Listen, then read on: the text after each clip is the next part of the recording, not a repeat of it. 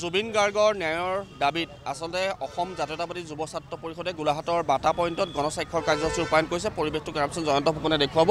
যিহেতু অসম জাতীয়তাবাদী যুৱ ছাত্ৰ পৰিষদৰ উদ্যোগত জুবিন গাৰ্গৰ যি ন্যায়, সেই ন্যায়ৰ দাবীত তেওঁলোকে এইদৰে গণস্বাক্ষৰ কৰিছে। বিভিন্ন গোলাঘাট নগৰৰ বাটা পইণ্টত আহি পেলাই সকলোৱে গণস্বাক্ষৰ কৰা পৰিলক্ষিত হৈছে, যাতে জুবিন গাৰ্গে ৰাইজৰ মৰমৰ শিল্পী জুবিন গাৰ্গে ন্যায় লাভ কৰে। তাৰ বাবে এইদৰে সংগঠনটোৱে গণস্বাক্ষৰ কাৰ্যসূচী ৰূপায়ণ কৰিছে। গোলাঘাট জাতীয়তাবাদী যুৱ ছাত্ৰ পৰিষদৰ আঞ্চলিক সমিতিৰ উদ্যোগত আচলতে এই গণস্বাক্ষৰ কাৰ্যসূচী আজি ৰূপায়ণ কৰা হৈছে।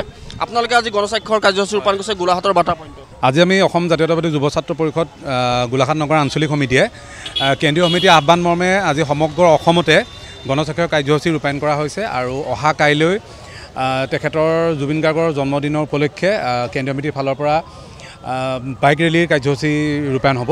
তো সেই গতিকে আজি আমি গোলাঘাট নগৰৰ মাজমজিয়াত বাটা পইণ্টত আমি গণস্বাক্ষৰ কাৰ্যসূচী ৰূপায়ণ কৰিছোঁ। আৰু এটা কথা আমি অসম চৰকাৰক ধিক্কাৰ দিছোঁ যে জুবিনদাৰ নিচিনা ইমান ডাঙৰ এজন শিল্পীক আচলতে তেখেতৰ ন্যায় পাবৰ কাৰণে আজি এমাহেই হ'বলৈ হ'ল। এমাহ দিন লাগিবই নালাগিছিলে নিয়মমতে, কিন্তু নাজানো অসম চৰকাৰৰ কিহৰ বাবে আজি জুবিন গাৰ্গে ন্যায় পাবৰ কাৰণে আজি এমাহ দিন মানে অতিক্ৰম কৰিবলগীয়া হৈছে। এমাহ প্ৰায় হৈছে, কিন্তু আমি বিচাৰোঁ যাতে অসম চৰকাৰে অতি অনতিপলমে জুবিন গাৰ্গৰ ন্যায় প্ৰদান কৰক। আৰু আমাৰ বিশ্বাস আছে অসম চৰকাৰে এটা শুদ্ধ এটা ন্যায় প্ৰদান কৰিব। আৰু যদিহে অসম চৰকাৰে এই ন্যায় প্ৰদান কৰাত গাফিলতি কৰে বা কোনো কাৰণতে যে ক'তো সুৰুঙা থাকি যাব নালাগে, আৰু যদি অসম চৰকাৰে যদি তেনেধৰণৰ কিবা জুবিন গাৰ্গৰ লগত ন্যায় প্ৰদান কৰাত যদি কিবা আমি বিসংগতি দেখা পাওঁ, তেনেহ'লে আমি কিন্তু আন্দোলনৰ কাৰ্যসূচী ঘোষণা কৰিবলৈ বাধ্য হ'ম। নগৰৰ মাজমজিয়া মই কৈছোঁ যে বাটা চাৰিআলিত নগৰৰ মাজমজিয়াত তেওঁলোকে সকলোৱে আচলতে আহি পেলাই গণস্বাক্ষৰ কাৰ্যসূচী ৰূপায়ণ কৰিছে। মই কৈছোঁ যে গোলাঘাট জিলাৰ বিশেষকৈ ক'ব লাগিব গোলাঘাট জিলাৰ জাতীয়তাবাদী যুৱ ছাত্ৰ পৰিষদৰ উদ্যোগত এইদৰে গণস্বাক্ষৰত বিভিন্নজনে সহায় প্ৰদান কৰিছে। কি ক'ব অসম জাতীয়তাবাদী যুৱ ছাত্ৰ পৰিষদ কেন্দ্ৰীয় সমিতিৰ আহ্বান মৰ্মে আজি শদিয়াৰ পৰা ধুবুৰীলৈকে অসমৰ প্ৰতিখন আঞ্চলিক সমিতিত গণস্বাক্ষৰ কাৰ্যসূচী ৰূপায়ণ চলি আছে। আজি গোলাঘাট জিলা সমিতিৰ 10খন আঞ্চলিক সমিতিৰ গণস্বাক্ষৰ চলিছে।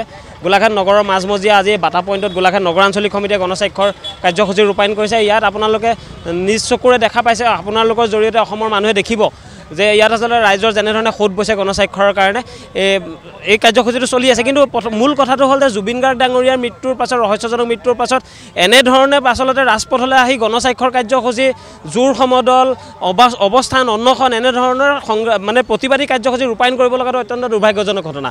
আচলতে ৰাজ্য চৰকাৰখনৰ গৃহ বিভাগে SIT গঠন কৰিলে, CID তদন্তৰ ভাৰ দিলে। আজি 58 দিন অতিক্ৰম কৰিবৰ হ'ল, কিন্তু জুবিন গাৰ্গৰ ন্যায়ৰ ক্ষেত্ৰত কিমান দূৰলৈকে কি অগ্ৰগতি লাভ কৰিলে যিমানখিনি ৰাইজক জনাব পৰা যায় আজিৰ তাৰিখলৈকে জনোৱাৰ পৰা কিন্তু তেখেতসকল বিৰত হৈ আছে। আৰু ইয়াৰ পৰা এটা কথা আমি স্পষ্টকৈ কৈ দিব খুজিছোঁ যে জুবিন গাৰ্গ ডাঙৰীয়াই কৈছিল যে গানৰ মাজেৰে কৈছিল, গীতৰ মাজেৰে কৈছিল যে পলিটিক্স নকৰিবা বন্ধু। গতিকে তেখেতৰ মৃত্যুৰ এই ৰহস্য উদ্ঘাটনৰ ক্ষেত্ৰত যি পলিটিক্স ৰাজনীতিকৰণ কৰা হৈছে, ইয়াক আচলতে অত্যন্ত দুৰ্ভাগ্যজনক। এই ৰাজনীতিৰ পৰা আঁতৰি থাকিবলৈ আমি সকলো স্তৰৰ মানুহক আমি আহ্বান জনাইছোঁ, সকলো ৰাজনৈতিক দলক আহ্বান জনাইছোঁ। আৰু আমি কৈ থ'ব খুজিছোঁ যে জুবিন গাৰ্গ ডাঙৰীয়াক ন্যায় দিয়াৰ ক্ষেত্ৰত যি পানী নসৰকা তদন্তৰ ব্যৱস্থা, যি চাৰ্জশ্বিট দাখিল কৰিব, তাত যাতে অভিযুক্তই কোনো কাৰণতে সাৰি যাব নোৱাৰে, মুকলি আকাশৰ তললৈ আহিব নোৱাৰে, তেনেধৰণৰ ব্যৱস্থা গ্ৰহণ কৰিব লাগিব। ইয়াত যদি ক'ৰবাত ত্ৰুটি বিচ্যুতি থাকি যায় তেতিয়া পুনৰবাৰ ৰাজপথ উত্তাল হ'ব। তাৰ কাৰণে জগৰীয়া কিন্তু অসম চৰকাৰৰ গৃহ বিভাগ, অসম চৰকাৰ হ'ব। এই কথাটো সকীয়াই থ'ব খুজিছোঁ আজিৰ তাৰিখতে।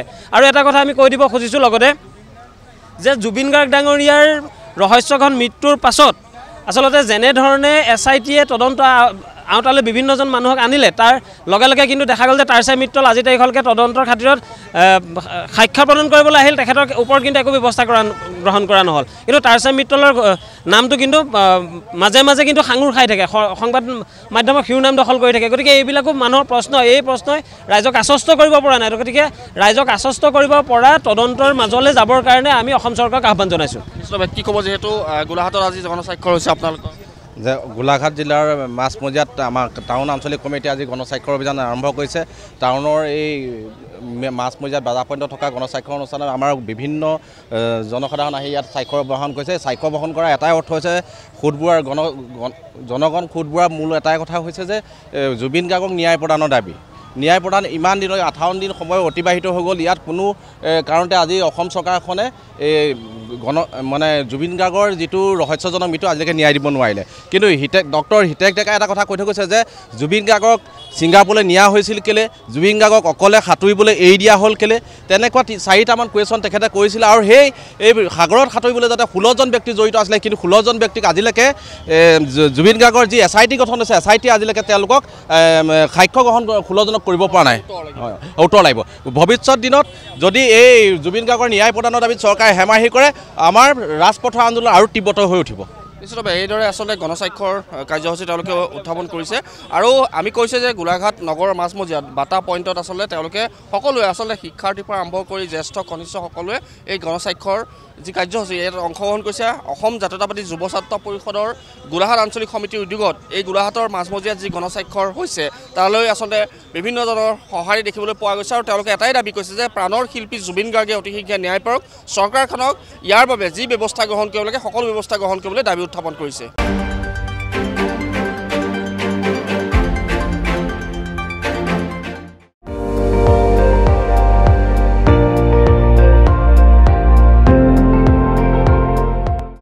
আপুনি চাই আছে ND24 সৰ্বশ্ৰেষ্ঠ নহয় সৰ্বোত্তমৰ দৌৰ।